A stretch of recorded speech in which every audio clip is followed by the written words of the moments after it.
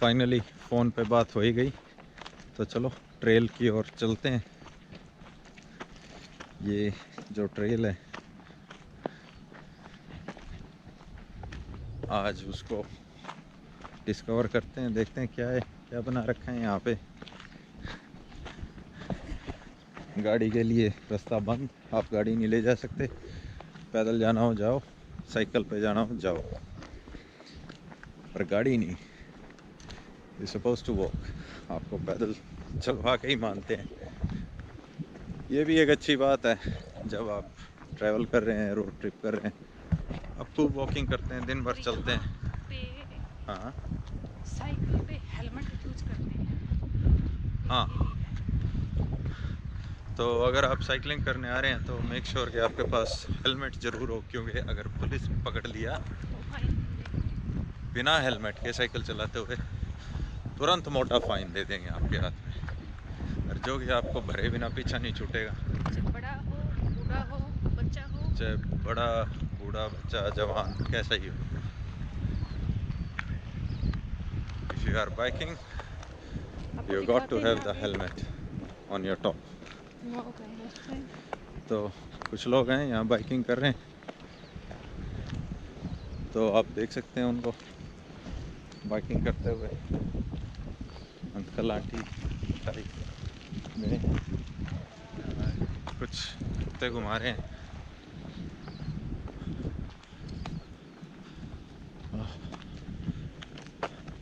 कुत्ते घुमाने बहुत लोग आए हुए हैं यहाँ पे, बच्चे घुमाने भी आए हुए हैं। बच्चे घुमाने भी आए हुए हैं। तो यहीं से देख लेते हैं, वो तो बंद लग रहा है। वहाँ पे एक अनस्टेबल क्लिफ, मतलब कि ये क्लिफ जो हैं ये टूट के गिर सकती हैं, काफ़ी अनस्टेबल हैं, तो क्लिफ्स के ऊपर ना ही जाएं। हेलो, तो कुछ बुज़ुर्ग, महिलाएं और आदमी निकले थे। Good day, good thanks, how are you? Are you going? Nice stuff. Yeah. What breed is it? It's a Cavalier, King Charles Cavalier. Oh, okay. तो ये किंग चार्ल्स कैवलियर बहुत अच्छा डॉग है। Very nice. Really nice dog. ये Thank you. Thank you. तो ये एक जीवनचर्या का पार्ट है यहाँ पे। अगर आपको कोई कुत्ते वाला मिले तो मेक श्योर के आप उसके कुत्ते की तारीफ करें, और हाँ, कुत्ता ना बोलें उसको, क्योंकि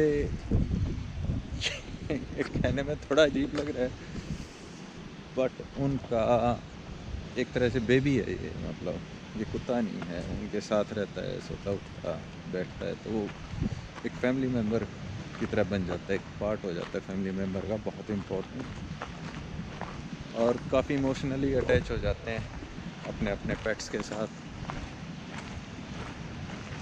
इंडिया में जिनके पास पेट्स हों से अगर आप पूछें तो वो आपको बता देंगे कि हाँ भाई ये बात सच है, अगर आप अपने पेट के साथ रह रहे हैं तो इमोशनली अटैच हो जाता है। हमारे पुराने टाइम में जो हमारे दादा परदादा थे वो किसानी करते थे, तो वो अपने बैलों के साथ बहुत ज़्यादा अटैच थे, वो उनको बिल्कुल अपने भाइयों की तरह मानते थे। वो दो बैल नहीं मानते थे, उनको दो भाई मानते थे जो उनके साथ खेती करते थे और धूप में पसीना बहाते थे, जोतते थे खेतों को, ट्रांसपोर्ट का काम में भी आते थे, और जब कोई बारात चढ़ती थी तो बैलों को सजा के उनके ऊपर बढ़िया कढ़ाई किए हुए कपड़े डाल के उनको बारात में आगे जोत के ले जाते थे।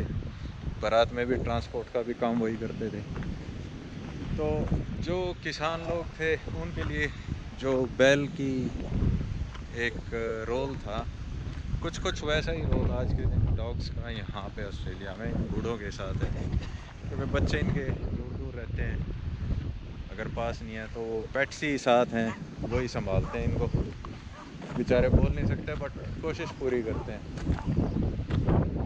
तो वहाँ पे रास्ता बंद है, जा नहीं सकते, तो लेट्स गो बैक। और अंदर भी नहीं जा सकते क्योंकि क्लिफ्स काफ़ी अनस्टेबल हैं। तो वो बैलों की बात मैं कह रहा था, तो शायद मेरे को लगता है यही वो कारण है जो एक हमारे कल्चर के अंदर घुल मिल गया कि हम बीफ ईटर नहीं हैं इंडियन कम्युनिटी, क्योंकि बैलों के ऊपर इंडिया काफ़ी निर्भर था। और बैल आते थे कहाँ से? हमारे भाई बैल वो आते थे गाय से, तो वो हमारे भाई जहाँ से आए, जिस माँ से आए, वो भी हमारी माँ जैसी ही होगी। जैसे हम किसी को कह दे यार तू तो मेरे भाई जैसा है, अब हमने किसी को कहा भाई तू तो मेरे भाई जैसा है, और चाहे वो इंसान है, कोई आपका दोस्त है, कोई आपका कलीग है, अब उसकी माँ है तो वो भाई जैसा है, तो वो जिस माँ से वो आपका भाई जैसा आया, उसकी माँ आपकी भी माँ जैसी हुई। मेरे को लगता है यही थ्योरी थी कि गाय को माँ का दर्जा दिया गया। अदरवाइज़ मेरे को नहीं लगता इसका कोई धार्मिक लेना देना है। और चूँकि आज के दिन अब बैलों की इतनी वो यूज़ या उपयोग बचा नहीं किसानी में, तो पहले घर घर बैल होते थे गांव में, हर किसान के घर। अब इक्का दुक्का ही पूरे गांव में किसान के घर बैल आपको मिलेगा।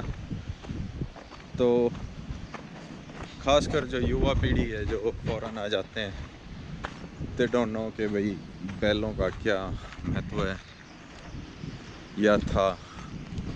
तो ख़ासकर जो दूसरे समुदाय या धर्म को मानते हैं, वो कहते हैं कि भाई हमारा थोड़ी है ये कि भाई हमारे धर्म में तो लिखा ही नहीं, हम तो गाय खा सकते हैं, और वो खाते हैं। कई बार वो सिर्फ़ इसलिए गाय खाते हैं, यूँ बताने के लिए कि हम उस धर्म से नहीं है इसलिए हम ये गाय खा रहे हैं।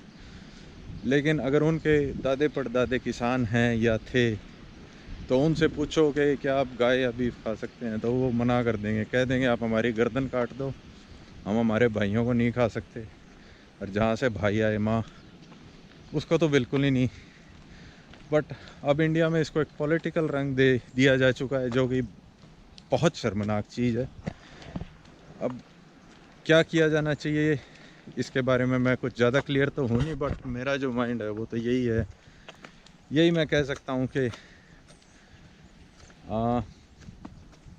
अब गाय बैलों का इतना उपयोग रहा नहीं, तो इसको एक काफ़ी मुद्दा ना बनाया जाए। जिसको जो खा रहा है खाने दो, जिसको नहीं खा रहा ना खाने दो।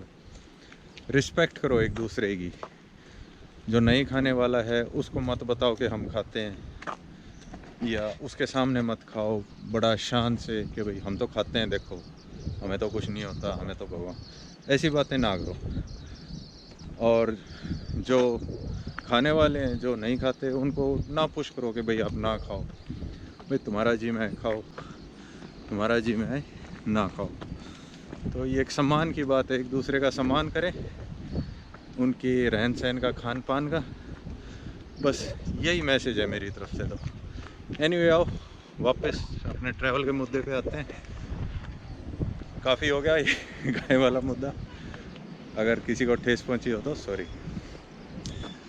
तो हम पहुंच गए हैं इस पीक पे। ये वो पीक है जहाँ से पूरा रॉक दिखाई देगा। हाय गाइस, हाय। तो ये है रॉक का सुंदर समुंदर। तो ये ऑस्ट्रेलिया है, फुल ऑफ नेचुरल ब्यूटी, शानदार। इतना ज़्यादा नेचर है यहाँ पे। और ये जो है, ये समुंदर जाता है दक्षिणी ध्रुव की तरफ। तो ये असली बड़े वाला समुंदर है। आप तैरते जाओ तैरते जाओ तैरते जाओ, आप पहुंच जाओगे साउथ पोल पे। तो कुछ फैमिली यहाँ बैठी हुई है, एंजॉय कर रहे हैं, शायद अपना डे आउट बनाने आए हैं। तो हम यहाँ सेल्फी वगैरह लेते हैं, फिर कैमरे को फिर ऑन करेंगे।